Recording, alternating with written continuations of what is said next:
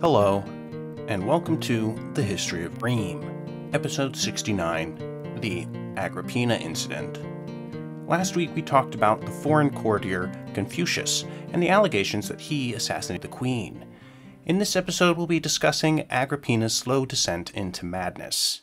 In the year 106, during the celebration of 25 years of rule, King Sextus declared himself a living god, a descendant of Mars.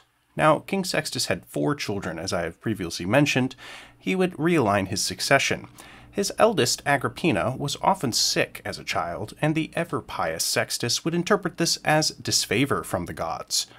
In an attempt to legitimize his divinity, Sextus named Octavius, his second-born, to be his true heir. It was in 106, during this silver jubilee, Sextus would be anointed son of Mars, and his son as well, marking the new arrangement. During the next few years, Agrippina was married off to Julius Faustus, a quaestor, and sent off to study diplomacy and debate. During these years, rumors would begin of Agrippina's alleged deteriorating mental status. This was a common tactic used by contemporary historians to demonize Agrippina, so it is hard to say what level of truth lies in the rumors. The reports seem to indicate that Agrippina became violently foolish and often drunk.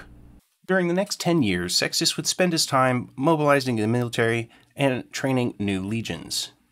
So in 116, in a celebration for his 35th year in reign, Sextus ordered a lavish banquet served in the palace. All of the who's who of Rome was in attendance, including Agrippina. However, after the meal, Sextus and Octavius began a heated debate.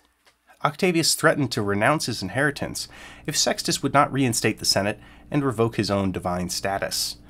Sextus ordered the hall emptied to discuss the matter further, but Agrippina and her husband stayed behind, along with Octavius's wife Sulpicia, his sister Aemilia, and their brother Tiberius, as witnesses of the proceedings. And Sextus eventually relented and had Aemilia draft up several documents renouncing his divinity, which were then signed. According to the story, Agrippina, seeing the documents signed, drew a hidden blade and stabbed Sextus through the heart. Her personal bodyguard had infiltrated the palace for the evening and had taken positions of protecting the royal family during this sequestering.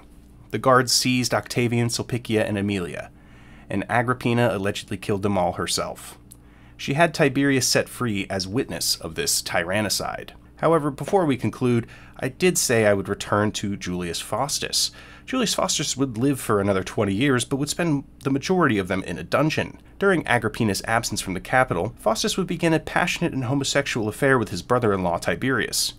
When the allegations could no longer be denied, Agrippina had them both imprisoned for life. Next week, we'll move on and talk about the Danish campaigns, Agrippina's eventual death, and Vipsania's ascension to the throne.